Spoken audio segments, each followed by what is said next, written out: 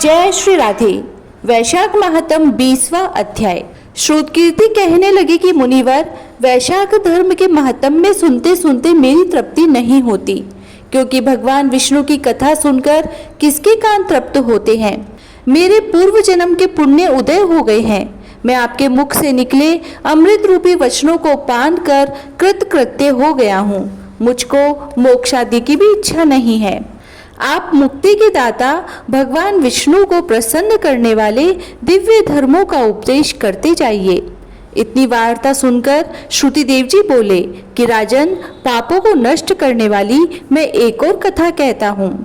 पंपा तीर पर शंख नाम वाला ब्राह्मण सिंह के बृहस्पति में गोदावरी के किनारे आया और भीमरथी के पार कांटे युक्त पहाड़ी वन में गया, जहाँ न जल था न मनुष्य।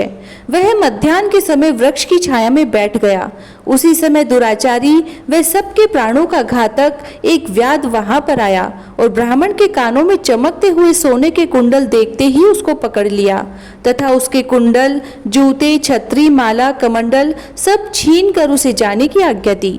तब वह ब्राह्मण उस दुष्ट से छुटकारा पाकर धूप से जलते हुए उस कांटेदार वन में नंगे पैरों प्यासा हाय हाय करता हुआ कहीं ठहरता कहीं चलता जा रहा था कि उसके दयायुक्त हाय हाय शब्द को सुनकर वह व्याध, जो कठोर हृदय पापी एवं धर्म विमुख था, उसके हृदय में दया उत्पन्न हुई और उसने अपने मन में सोचा कि इस ब्राह्मण का मैंने सब कुछ हर लिया। यह तो मेरा कर्म ही था, लेकिन मैंने इसके नए जूते ले ही लिए, तो अब इसको अपने पुराने जूते क्यों न दे दूं, जिससे इस ब्राह्मण के पैरों की रक्षा हो जाए। फिर पुराने जूतों की आवश्यकता भी क्या है। ऐसा विचार कर उसने अपने पुराने जूते उस ब्राह्मण को दिए। उन जूतों को पहनकर वह ब्राह्मण अति सुखी हो उस व्याध को आशीर्वाद देने लगा कि तुमने वैशाख मास में जूतों का दान किया है, अतः तुम्हारे पुण्य उदय हो गए हैं, क्योंकि ऐसे दान से भगवान हरि प्रसन्न हो जाते हैं। उस ब्राह्मण से इस प्रकार आशीर्वाद सुनकर व्याध विस्मय से कहने लगा कि हे ब्राह्मण देवता, मैंने आपसे ली हुई वस्तु आपको लौटा दी है, इसमें आशीर्वाद की कौन सी बात है। जो आपने वैशाख मास में हरि की प्रशंसा की, सो यह वैशाख और हरि कौन है तथा उनका क्या फल है। ऐसे व्याध के वचन सुनकर ब्राह्मण शंख विचारने लगा कि सब कर्मों का फल जन्मांतर में ही मिलता है। अतः ब्राह्मण बोला, हे व्याध, तुमने मुझको पाप नाश करने वाले जूते दान किए हैं, इससे तेरे पूर्व जन्म के पुण्य उदय हो गए हैं। भगवान तुम पर प्रसन्न है।